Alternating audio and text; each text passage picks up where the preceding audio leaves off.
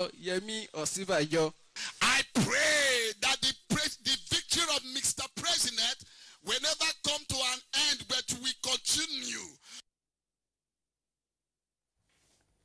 President Muhammadu Buhari says the People's Democratic Party, PDP, still owes Nigerians explanation on how it expended the huge resources that accrued to the country from oil sales between 1999 and 2014.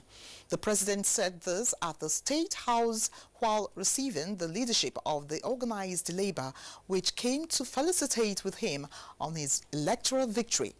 In a statement by the Special Advisor to the President on Media and Publicity, Femi Adesina, the President thanked the organized labor for showing support and patriotism during the presidential election.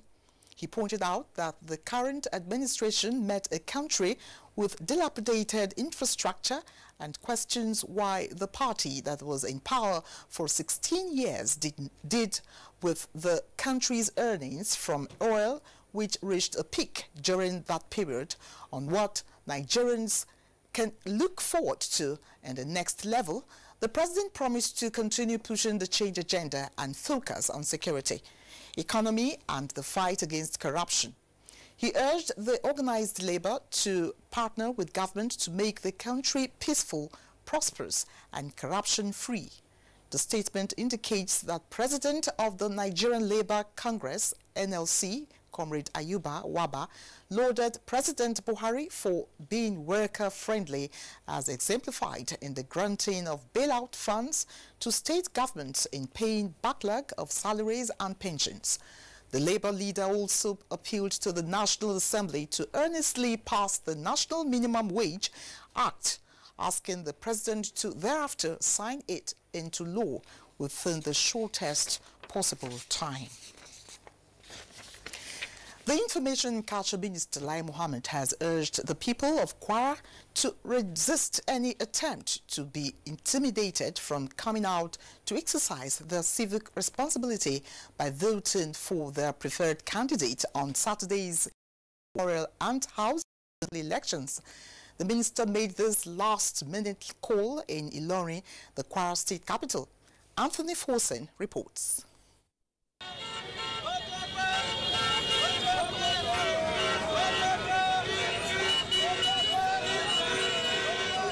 In what can be better described as a wrap-up of the campaigns ahead of Saturday's election, the Information and Culture Minister, Lai Mohammed, drove around Ilorin, the Kwara state capital, amidst cheers from APC supporters chanting the Otoge mantra all the way.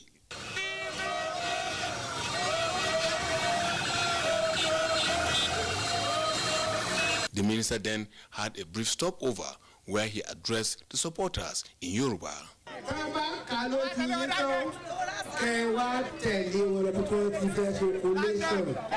But when we took him on to know what his message to them was, he was as simple as this. Here I told them to come out in large numbers on Saturday. But Mr. President has promised us 100% security. So I told them to come out early in large numbers and vote for our party. In addition, they must not just leave the polling unit after voting. They must stand there and protect their votes, get the results, and accompany the result to the collation center, and that they should not sleep until after Abdurrahman Abdurazak has been officially declared governor of Kwara State. In Ilorin, the Kwara State capital, Anthony Forsen, NTA News. Still on election matters, governance and security are two sides of the coin that shape the society through the populace as electorate. On the 9th of March, Nigerians will again go to the polls to decide those who would rule them for the next 4 years. In this report, Ronke Kolawole takes a look at how the Nigerian police force has played its role in the 2019 general election as the second segment of the election draws closer. Left, right is a trademark during parade. Beyond that, The police is said to be a friend of the people. Honestly, I really commend them because the way they handle the electorate, it was very, very commendable. The security officers, both police and civil defense, they all did well. There was calm. There was no problem at all. They are putting their best. And I know by the grace of God, with the new IG, they'll do more. The written goes on, and the views are the same, that the Nigeria Police Force stepped up its efforts to providing adequate security for the February 23 election. The election for many is not without lessons, especially with pockets of violence recorded in some parts of the country, bringing to reality the fears in some quarters that violence was imminent in some states, and it is said that when two elephants fight, it's the grass that suffers. Politicians are known to hit the polity, and the advice to them is not to hit up the polity, not to arm or send out young persons under the guise of political talks or party agents. They should first of all conduct themselves so that their supporters will look at them and emulate from them and follow same peaceful and orderly manner. A look at the Presidential and National Assembly polls indicates that more than 3,000 operatives were deployed nationwide to man the election, a development many say speaks volume on sincerity of purpose for a police force of 350,000 to have almost all its personnel in service delivery. We were able to design a security arrangement to tackle both the general threats as well as specific threats that are localized in some states, in some local government areas, and in some wards. And by so doing, we were able to proactively deal with a lot of security issues. With March now a few days away, the force had thoroughly assessed its performance in the February 23 election and came up with improved strategy to secure states. Have got customized and tailored to suit security arrangement for each state of the federation. Taking into cognizance the prevailing security situation, the history of the state as it relates to electoral violence and electoral related offenses. I would implore the Nigerian Police Force and other security agencies to keep up the good work, you know, in the right frame and on the right grounds. The consensus of the interviewees is for the Nigeria Police Force to remain apolitical, professional and civil in handling the forthcoming general election across the country. Ronke Kolawole, NTA News. Well, still staying with election matters. Ahead of Saturday's gubernatorial and state assemblies elections, the Nigerian Civil Society Situation Room has asked the Independent National Electoral Commission to take steps necessary for a smooth conduct. Convener of the Situation Room, Clement Nwakwo, urges the Commission to learn from the mistakes of the presidential elections. The way the administration of the election was conducted. This is an election that is much more localized, so there'll be a lot more interest, it'll be a lot more controversial, a lot more contentious. So we expect that INEC knows to start the polls early, knows to deliver materials, knows to be able to control the interference of the security in the elections, because it has statutory powers to define the extent of participation of security officials in these elections. So we are asking INEC to better manage this election than happened with the presidential and National Assembly elections.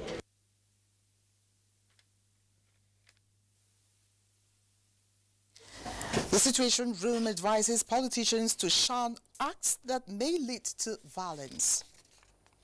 Moving on to judiciary matters, the Court of Appeal sitting in Abuja has affirmed Ayogweze as the governorship candidate of the All Progressives Congress in Enugu State for the forthcoming election. The appellate court, in a unanimous judgment by a 3-member panel led by Abdul Aboki, on Thursday set aside the judgment of the Federal High Court, which earlier affirmed Judge Ogara as the All Progressives Congress governorship candidate of the state on the ground that the suit brought before the trial court is statute barred and not competent in law, having been filed outside the mandatory 14 days in line with the provision of the law. The APC held its primaries on October 4th, and Mr. Ogara filed his suit at the Federal High Court on November 5th.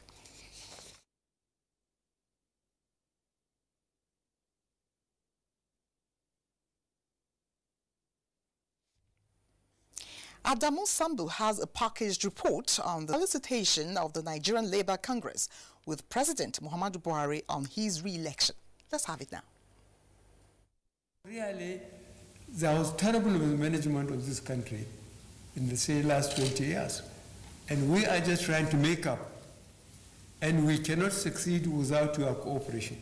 Exchanging views with the leadership of the labor unions comprising, amongst others, the NLC, TUC, Nupeng, Pengasan, Ipman, Nolge, and the National Union of Road Transport Workers, President Muhammadu Buhari sincerely thanked them for embarking on voter education for peaceful elections, as well as stepping in to support willing Nigerians travel with ease to exercise their civic rights. You intervened as patriots. It was not for political, religious, and tribal purposes. You simply did the right thing during a very difficult period for many of us. On behalf of all Nigerians who benefited from your kind support, I want to say thank you. As we prepare for this weekend, my prayer is we also conduct the state election in a non-violent manner. We cannot afford to go back to the days of violence and mayhem. The president also used the opportunity to once again thank Nigerians for giving him another 4-year mandate to continue pushing his administration's change agenda. We will remain focused on our core pillars of reform: security, economy, and fight against corruption. I want to assure you that we, as government, will partner with all of you to ensure the next 4 years will be peaceful, prosperous, and corruption-free. Speaking on behalf of the Labour leadership, NLC President Ayuba Waba told the president that the entire working people in Nigeria felicited with him over his re-election and are desirous of sustained partnership for a better Nigeria. I remember, Your Excellency, you publicly and openly asked state governors, how do you manage to sleep at night when the salaries of your workers in your states are not being paid? For us, that was one of the finest moments we have had with any president in this country. Your Excellency, I can stand here today and say your intervention was the difference between life and death for many of our workers and pensioners. While urging the president to continue making the nation's poor the centerpiece of his policy initiatives and actions in the next level, the organized labor made a case for sustained efforts at job creation, provision of affordable power, economic diversification, and revitalization of public service. Your Excellency, organized labor remain committed partners in national progress, peace, and stability. We urge government to continue to engage us in national building, and we assure you we will continue also to support government policies and programs. We must consolidate on your successes of the past 4 years by strengthening the relationship between government and organized labor. Please be assured we are ready and willing to do our bit. The labor unions promised to remain veritable partners in progress with the Buhari presidency, but hope that as soon as the bill on the new national minimum wage, now before the National Assembly, is passed, it will be assented to within the shortest time possible for implementation. From the State House, Adamu Sambu, NTA News. Moving on to corruption matters now, the former chairman board of directors of one of the new generation banks, Tunde Ayeni, has been arraigned before a Federal Capital Territory High Court in Apo. Tunde Ayeni, alongside Timothy Oguntayo, are standing trial on 4-count charge bordering on alleged criminal breach of trust running into over 4 billion naira. The Economic and Financial Crimes Commission, EFCC, which arraigned the defendants, is alleging the duo conspired at different times to fraudulently divert depositors' funds domiciled in their banks. The defendants pleaded not guilty to the allegations. The presiding judge, Justice Valentine Ashi, granted them bail in the sum of 500 million naira and 2 sureties each in like sum. Well, you're on to international news on NTA. We'd like to go for a break. Don't go away.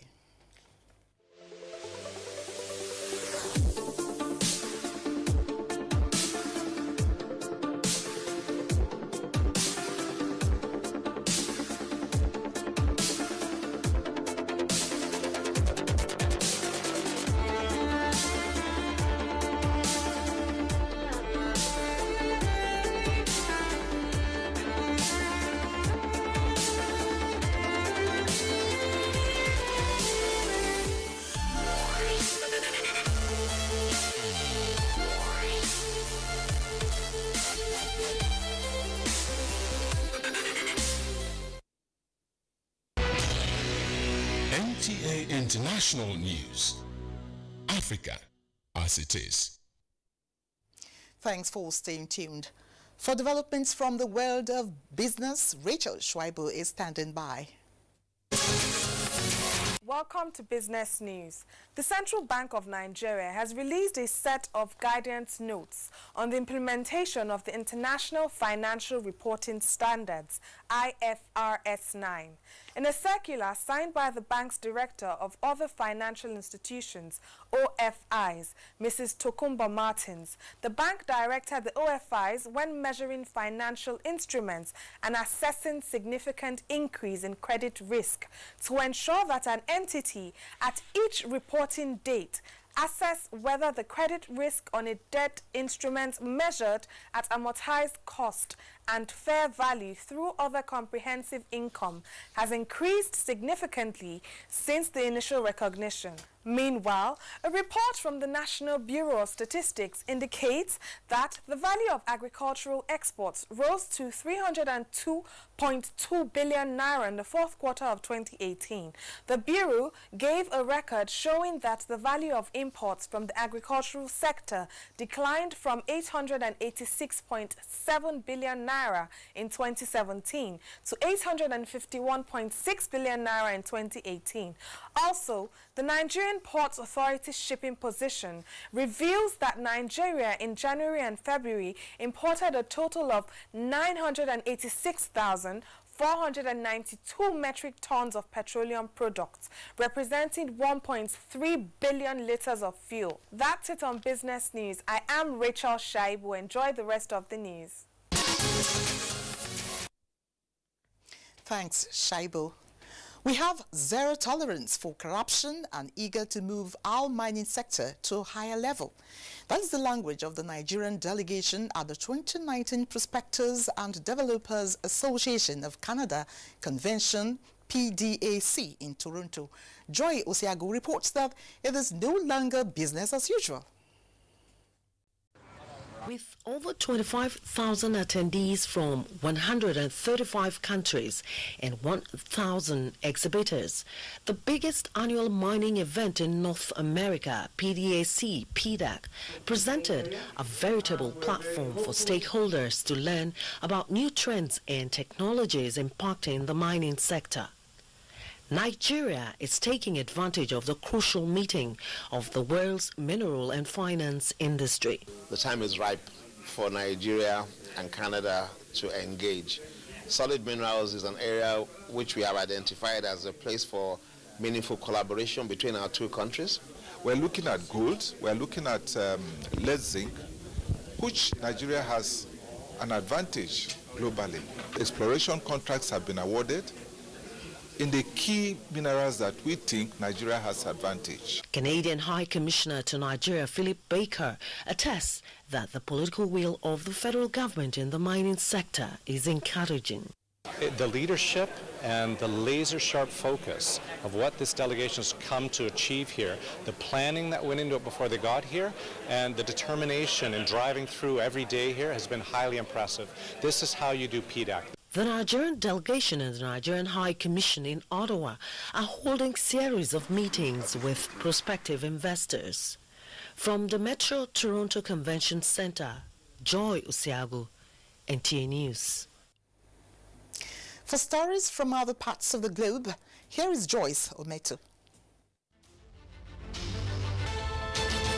The new president of the Democratic Republic of Congo and his predecessor, Joseph Kabila, has agreed to form a power-sharing government. Since his surprise win in disputed elections in December last year, President Felix Tshisekedi has been unable to push through his choice for Prime Minister as Mr. Kabila's Common Front for Congo FCC controls parliament. After 3 days of talks, both sides agreed on a deal that, will strengthen peace and stability of the country as well as facilitate the rapid establishment of a government. Meanwhile, the United Kingdom has been urged to table fresh proposals within the next 48 hours